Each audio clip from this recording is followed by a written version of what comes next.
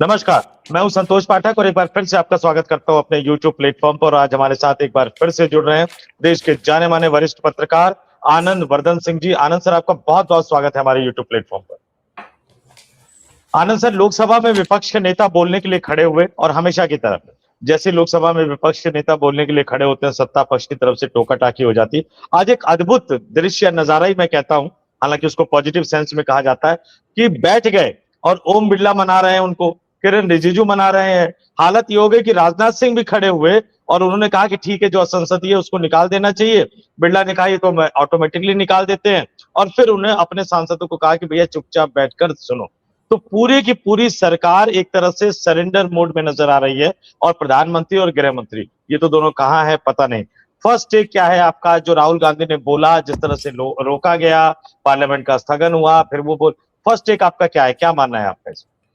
नहीं, इसमें पहला टेक यह है कि इसमें जो राहुल गांधी घेरने की कोशिश कर रहे हैं वो पूरे देश में लाउड एंड क्लियर है कि इन सबका दोषी अमित शाह है। इसको जो जो चीज बचाने की कोशिश कर रहे थे अमित शाह, वहां आके उनको लग रहा था मैं आऊंगा नहीं तो मैं उस पर मेरी जिम्मेदारी से हो जाएगा, वो स्पष्ट है।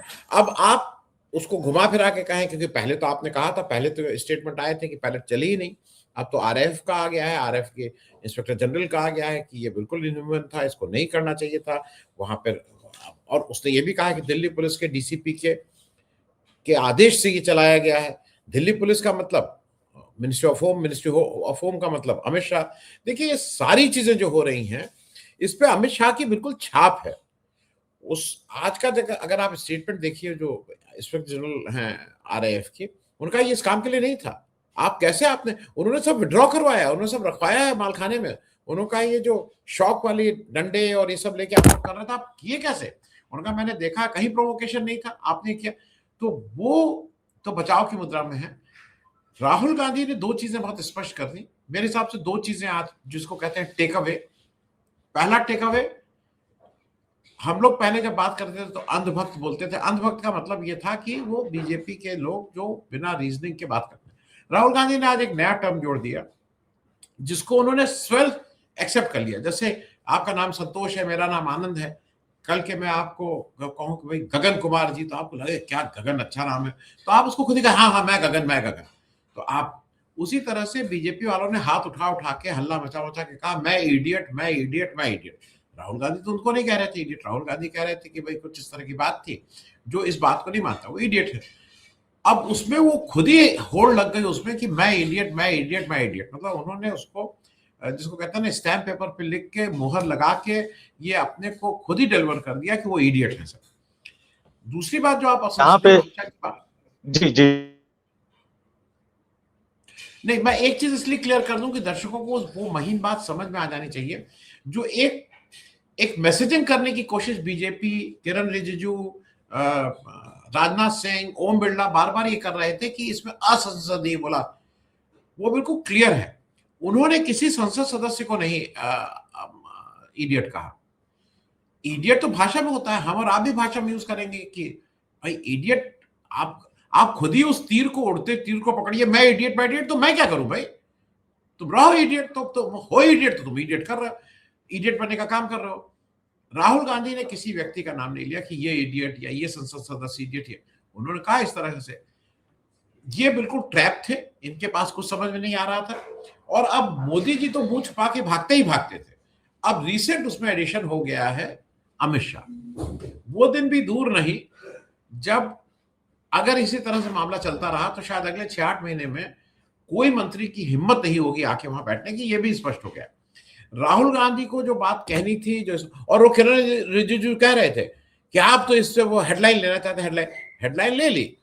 देश में जो जेंजी है उसको समझ में आ गया कि किसने चलाई, क्या चलाई और कौन इडियट। इससे बड़ा स्वीकार तो कोई करे। जी एक बात आनंद सर, देखिए, ये तो स्पीकर साहब ने उसको असंसदीय कहकर निकाल दिया, लेकिन लाइव टेलीविजन का जमाना है। स्पीकर साहब ने जो निशिकांत दुबे ने कहा हमारे देश के दो पूर्व प्रधानमंत्रियों के लिए, उस पर उन्होंने कुछ नहीं किया। वो जो सांसद को कहा था वो तो तमाम चीजें हैं। आपने बिल्कुल कहा कि गृह मंत्री अमित शाह, और आज सदन के अंदर जो देखने को मिला वो एक बड़ा दिलचस्प नजारा था। और गृह मंत्री अमित शाह को लेकर राहुल गांधी ने जो कहा सिर्फ 53 सेकंड का है। मैं दर्शकों से चाहूंगा कि थोड़ा सा एक बार सुना दूं। दर्शक उसको सुने, फिर हम आनंद सर से इस पे आगे प्रतिक्रिया लेंगे।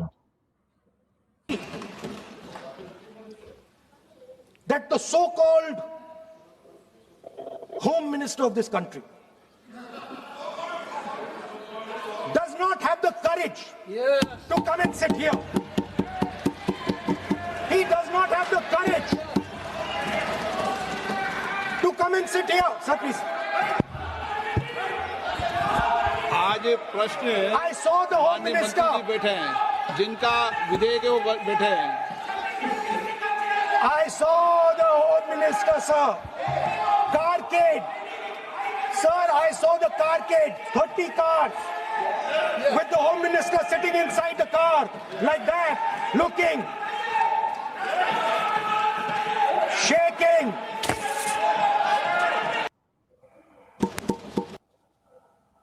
आनंद सर, जिस तरह से राहुल गांधी ने कहा, जिस तरह से अमित शाह पे, आमतौर पर अमित शाह पे इस तरह का प्रहार कभी देखने को नहीं मिला है। अब सीधे सीधे अमित शाह पे टारगेट करना, और अमित शाह इस तरह से भागते भी नहीं। हालांकि ओम बिरला साहब कह रहे थे कि जिनका बिल है वो मौजूद थे, तो राजनाथ सिंह क्यों मौजूद थे? राजनाथ सिंह का तो कोई बिल था नहीं। लेकिन जब अमित शाह को लेकर ये राहुल गांधी ने बोला, दर्शकों ने वो नहीं देखा, चूंकि आजकल लोकसभा का कैमरा उतना दिखाता नहीं है, राजनाथ सिंह खड़े नहीं हुए डिफेंड करने के लिए। आप याद करिए, आर्मी चीफ की जब किताब का हवाला दे रहे थे और राजनाथ सिंह बार बार पूछ रहे थे पब्लिश हुई, अमित शाह को शायद वो संदर्भ भी नहीं पता था, लेकिन उनको लगा कि राजनाथ सिंह बार बार खड़े हो रहे हैं तो उनको बतौर गृह मंत्री अपने उपनेता का साथ देना चाहिए, क्योंकि सदन में तो तकनीकी रूप से राजनाथ सिंह उपनेता है। आज अमित शाह पे इतने बड़े हमले हो रहे थे, भाजपा में से आवाजें भी निकलकर सामने आ रही थी, लेकिन राजनाथ सिंह चुपचाप बैठे हुए। तो कहीं डर तो नहीं लग रहा था कि मैं भी निशाने पे ना आ जाऊं, या फिर ये डर थी मैं क्यों बचाऊं अमित शाह को? क्या लगता है आपको? नहीं, इसमें मेरे ख्याल में ये बात नहीं है। मैं इसको दूसरे ढंग से लेता हूँ। उसमें डिफेंसलेस थे भाई, उसमें बचाने के लिए कुछ था ही नहीं। अब ओम बिरला, मैं हालांकि एक चीज में तारीफ करूंगा, ओम बिरला जितना गंदा मुंह बनाते थे पहले, ये उन्होंने आज नहीं बनाया। उनका मुंह तो अच्छा नहीं था। जब इधर देख रहे थे, उनका मुंह तो दो तरह का होता है। आधा इधर जब मोदी की तरफ देखते हैं तो बड़े प्रफुल्लित, आनंदित, क्या अवतार को देख रहे हैं। जब इधर देखते तो पहले बहुत गंदा मुंह बनाते थे। अच्छा, होता क्या है कि किसी किसी का गंदा मुंह भी बहुत और गंदा हो जाता है। उसको बहुत से ऐसी, हम लोग उसकी व्याख्या ना करें, लोग समझ जाएंगे कि किससे उसकी व्याख्या की जा रही है, वो किस तरह से लगता है। बहुत से लोगों को लगता है उतना गंदा मुंह नहीं बना रहे थे। एक तो ऑब्जर्वेशन ये है। दूसरा, ये बार बार एक कोशिश कर रहे थे ओम बिरला, और ओम बिरला तो लग रहा था कि ट्रेजरी बेंच के कोई एक साधारण मेंबर की तरह वो उसको प्रोटेक्ट करने की कोशिश कर रहे थे। और सही में पूरा ट्रेजरी बेंच और पूरा स्पीकर, ये सब लगे हुए थे कि राहुल गांधी ना बोल पाए। राहुल गांधी भी ठीक कर रहे थे। जब राहुल गांधी बैठे तो वो ये कह रहे थे कि मैं ईल्ड नहीं कर रहा हूं। वो जबरदस्ती बुलवा रहे थे, भाई आप राहुल गांधी को बोलने ही ना दीजिए, कोई ना कोई खड़ा होकर इधर से।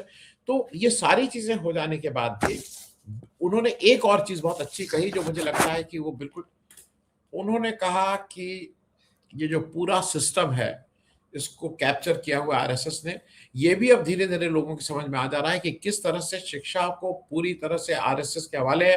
वो भाई साहब ही चिट देते हैं, भाई साहब ही नाम भेजते हैं, भाई साहब ही, अब वो नागपुर के भाई साहब के यहाँ से चिट आती है तो फिर कहीं दिल्ली झंडे वालों से चिट आती है, तो भाई साहब की चिट आई तो भाई साहब ने वो उनकी पैरवी की। अब भाई साहब में कौन पैरवी करता है, और सबको पैसा भी देना होता है।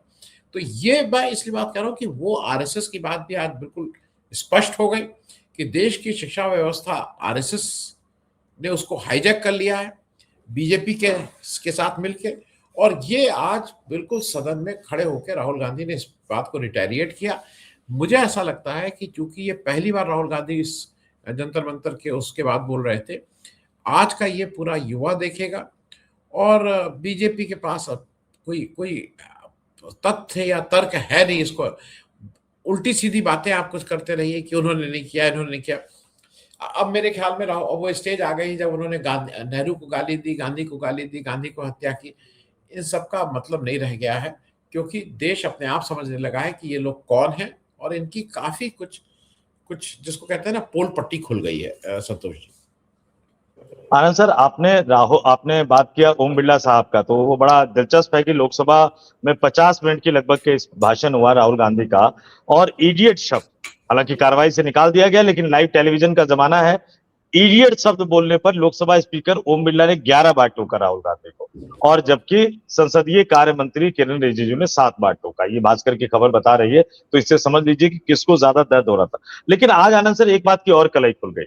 अब तक हमें बताया जाता था कि अमित शाह संगठन भी चलाते हैं, सरकार भी चलाते हैं, यत्र तत्र सर्वत्र अमित शाह है, परिंदा भी पर नहीं मार सकता है। आज जैसे ही राहुल गांधी ने कहा कि अमित शाह के आदेश पर हुआ, सरकार के मंत्री खड़े होकर कह रहे हैं कि वो ऑर्डर की कॉपी दिखाइए, ऑर्डर की कॉपी दिखाइए। अखिलेश यादव राहुल गांधी के साथ खड़े हुए कि भैया नेता विपक्ष आरोप लगा रहा है तो सरकार के मंत्री को जांच करके सफाई देनी चाहिए, जवाब देना चाहिए। तो दो में से तो एक ही बात सही होगी, या तो दिल्ली पुलिस ने अमित शाह के कहने पर वो किया जो इस देश के इतिहास में कलंकित अध्याय के रूप में दर्ज हो गया, या दिल्ली पुलिस अपने आप काम करती है, वो अमित शाह की बात नहीं मानती। तो इसका मतलब अमित शाह इस देश के सबसे कमजोर गृह मंत्री है।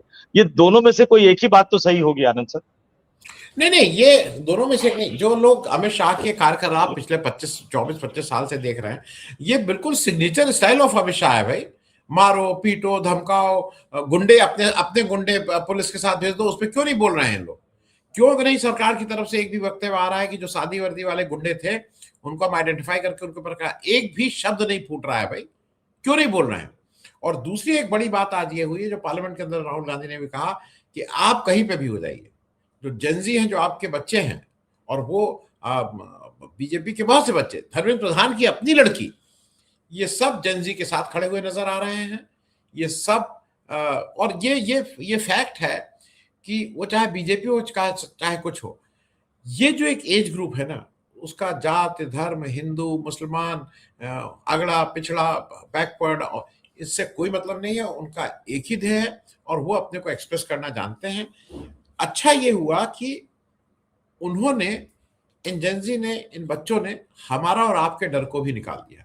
उन्होंने केवल अपने डर को नहीं निकाला, उन्होंने अपने माँ बाप के डर को, उन्होंने हमारी, आप तो मुझसे छोटे हैं उम्र में, उन्होंने ये जो मन में कहीं आशंका होती तो आशंका को इन बच्चों ने निकाल फेंका है। और वो शायद एक सबसे बड़ा कंट्रीब्यूशन है। और मैं इसमें इसलिए कह रहा हूं कि राहुल गांधी ने बहुत मैं नहीं किया, लेकिन राहुल गांधी का एक बड़ा कंट्रीब्यूशन है जो छात्रों की गूंज और लीग को लेकर, और वो बार बार कह रहे हैं लीग एग्जाम तो एक छोटी चीज है। आप जो उनका दिमाग कैप्चर करना चाह रहे हैं, आप उनसे क्वेश्चन नहीं करे कोई। और जो सबसे अच्छी बात जो मुझे उनकी लगी, जो जिसपे उन्होंने कहा कि idiot is trying to pretend that, उन्होंने कहा कि खुद एक इडियट जो है वो अपने को भगवान मान रहा है। अब भगवान कौन मान रहा है भाई? आप इस पे कोई कहने की जरूरत नहीं। इस देश में एक ही आदमी कहता है कि मैं नॉन बायोलॉजिकल हूं, मुझे सीधे ईश्वर ने भेजा है। वो इस तरह की बातें एक ही आदमी करता है, और उसको राहुल गांधी इससे ज्यादा कोई कहेगा, खुलेआम कह रहा है कि भाई वो इडियट है, और लोगों को सहमति भी मिल रही है। लोग ये कह रहे हैं कि हाँ वो तो इडियट आदमी है। आनंद सर एक बात, अब तक हम लोग सरकार बीजेपी तमाम चीजों पर करते थे, सदन के अंदर फ्लोर पर आरएसएस का नाम राहुल गांधी ने पहले भी कई बार लिया, लेकिन इस बार नाम लिया तो सत्ता पक्ष की तरफ से कोई बहुत ज्यादा शोर शराबा नहीं हुआ। ये बात सही है कि अगर हाँ, भारत सरकार में सबसे ज्यादा अगर किसी मंत्रालय में आरएसएस का हस्तक्षेप रहा तो शिक्षा मंत्रालय, विश्वविद्यालय के वीसी हो, कॉलेजों में प्रोफेसर हो, असिस्टेंट प्रोफेसर हो, ये आरएसएस पर जो पहली बार हमला बोला, ये लग रहा है कि अब एक तरह से जड़ पकड़ ली है कि बीजेपी को अगर हटाना है तो आपको आरएसएस पे हमला बोलना पड़ेगा, क्योंकि शिक्षा में आ रही हर बुराई का जिम्मेदार बीजेपी के साथ साथ या बीजेपी से कहीं ज्यादा राष्ट्रीय स्वयंसेवक संघ। नहीं संतोष जी, ये बात बहुत दिनों से हो रही है। ये बात तो बार बार हो रही है ना कि विचारधारा की लड़ाई है। एक तरफ आरएसएस की विचारधारा है, एक तरफ देश की गांधी की विचारधारा है। ये तो आज से नहीं, शुरुआत से हो रहा है। ये जो आपने कहा ना कि इस बार जो एक जो मुझे भी, वो जो आप बात कह रहे हैं, मुझे भी लगा कि आरएसएस पे कोई बोला नहीं। मुझे लगता है कि उनके लिए आरएसएस से ज्यादा अमित शाह और मोदी जी को बचाना ज्यादा प्रायोरिटी थी। तो उनको लगा कि शायद आरएसएस में बोल के निकल जाएंगे, चुप हो, मामला खत्म हो, किसी तरह से कंक्लूड करें। लेकिन जब अमित शाह का मामला आया तो भाई देखिए, मैं बिना कहे कहूं, आपके घर में बड़ा भाई, छोटा भाई, आप लोग कितने भाई हैं मुझे नहीं मालूम, कभी कभी कोई ऐसा भाई होता है जो मारता पीटता है। तो अब कौन उठक बैठक कर रहा होगा अमित शाह के कमरे में, कौन कान पकड़ के दीवार की तरफ किया होगा, किसको एक लगा के दो चार लगा भी रहा होगा। तो ये सबको बहुत समझ में आता है कि किसकी क्या क्लास ली जा रही है। जो अभी एडजर्न की जा रही है उसमें किसके क्या साथ क्या सलूक हो रहा होगा, ये बहुत स्पष्ट है। लेकिन जो सबसे बड़ी बात यह है कि राहुल गांधी एक बात पे निखरते जा रहे हैं कि पूरा ट्रेजरी बेंच, पूरा सिस्टम, पूरा लोकसभा, पूरा कैमरा, माइक, ये सब उनके अगेंस्ट। और एक चीज ये भी कह दूं, लोगों को ये सुनने में थोड़ा अच्छा नहीं लगेगा, पूरा विपक्ष भी पीछे खड़े होने में हिचकिचाता है कि कहीं ये बड़े नेता ना हो जाएं, मेरी पूछ ना कम हो जाए। तो वो हिचकिचाहट अभी भी है, पहले से कम हुई है, लेकिन वो खुशी से नहीं है खड़े। केवल अखिलेश यादव ठीक से खड़े हुए, अपनी बात उन्होंने ठीक से कही, लेकिन बाकी विपक्ष अभी भी मुझे कहीं ना कहीं हिचकिचाहट दिखाई देती है संतोष जी। और मुझे ऐसा लगता है कि जितनी जल्दी ये हिचकिचाहट विपक्ष अपनी दूर कर ले, उनके पास राहुल गांधी के सिवा और कोई ऑल्टरनेटिव नहीं है जिसके माध्यम से वो इस देश में आरएसएस की विचारधारा और आरएसएस द्वारा पोषित जो ये बीजेपी है, जहां पे चंदा चोरी से लेके पेपर लीक तक सब चीजें खुलेआम हो रही हैं, एथेनॉल से लेके सड़कें धंस रही हैं, देश का बिल्कुल तबाही जैसा कर रहे हैं, उसको लड़ने के लिए नेतृत्व तो इस समय राहुल गांधी का ही स्वीकार करना पड़ेगा। जितनी जल्दी कर लेंगे सबके लिए अच्छा है। संतोष। बिल्कुल आनंद सर, आपने बिल्कुल सही कहा। सिर्फ एक आखिरी सवाल, एक तरफ जब ये सारा बवाल चल रहा है, धर्मेंद्र प्रधान का स्वागत, वो तो तमाम लोगों ने देखा ही है। दत्तात्रेय होस बोले, जो भावी सरसंघ चालक है, उड़ीसा में उनके साथ धर्मेंद्र प्रधान का मंच शेयर करना, बीजेपी हो या आरएसएस हो, ये संदेश दे रही है कि प्रेशर में आके उन्होंने प्रधान का इस्तीफा तो ले लिया, लेकिन प्रधान को बड़ी जिम्मेदारी देने की तैयारी की जा रही है। ये तो सीधे सीधे मुंह चिढ़ाने वाली बात है, औकात बताने वाली बात है छात्रों को, इस देश के युवाओं को। आखिरी कमेंट आपका। नहीं संतोष जी, आपको इसमें अजीब अटपटा लग रहा होगा। ये वही बीजेपी है जिसने बिल्किस बानो के, आप सुनेंगे तो आप उसको फिर से पढ़ लीजिए, आपके रोंगटे खड़े हो जाएंगे। 2 साल के 2 दिन की बच्ची को, जो बिल्किस बानो की बहन थी शमीम, 2 दिन की बच्ची को पत्थर पे पटक के मार रहे हैं। बिल्किस बानो की 3 साल की बच्ची को पत्थर पे पटक के मार रहे हैं। बिल्किस की माँ और बिल्किस की जो कजिन है, उसका सामूहिक रेप हो रहा है। और उसके बाद ये लोग उसको छोड़ रहे हैं और कह रहे हैं वो ब्राह्मण हैं और वो बड़े संस्कारी होते हैं। तो ये तो उनके साथ आइडेंटिफाई होते ही है, जो इस तरह के क्रिमिनल, इस तरह के जितने हैं उनके साथ वो, उनको स्टेज शेयर करना बहुत अच्छा लगता है। भाई हमारे आपके सामने ही मोदी जी अजीत पवार को बोले थे ना कि 70,000 करोड़ या कितने का, दूसरे दिन स्टेज शेयर कर रहे थे। तो इनके यहाँ जो जितना बड़ा क्रिमिनल, वो उसकी उतनी ऊंची गद्दी। तो ये जो धर्मेंद्र प्रधान गए हैं, ये बिल्कुल बीजेपी के उसी सुर में, बीजेपी का जो अभी तक का पास्ट ट्रैक रिकॉर्ड है, जो बिल्किस बानो से शुरू होकर यहाँ तक है, उसी कड़ी में है। उनको, मुझे तो ताज्जुब नहीं होगा कि अगर वो अध्यक्ष बना दिए जाएं बीजेपी के। आनंद सर, बिल्कुल आपने सही कहा। मेरी खबर भी है, मैंने इससे पहले अपनी एक खबर चलाई है जिसमें मुझे ये पता लगा है कि शायद उनके पास जो ऑफर था महासचिव वाला, वो मना कर दिया उन्होंने। तो एक बचता है अध्यक्ष और दूसरा बचता है उड़ीसा का मुख्यमंत्री। तो ताजपोशी तय है उनकी, ये बात तय है। यूनियन कैबिनेट में आने की बजाय अब दोनों में से एक, बाकी पूरे इलेक्शन, बाई इलेक्शन का रिजल्ट का इंतजार किया जा रहा है, और दोनों में से कोई एक, क्योंकि कल मंच पर उड़ीसा के मुख्यमंत्री भी मौजूद थे, चेहरा थोड़ा सा लटका हुआ नजर आ रहा था, तमाम लोग समझ रहे हैं। आनंद सर, हमारे साथ जुड़े और हमारे दर्शकों को आपने इतने बहुमूल्य जानकारियों से रूबरू कराया, इसके लिए आपका बहुत बहुत धन्यवाद और आभार। Thank you Santosh, thank you, बहुत बहुत धन्यवाद।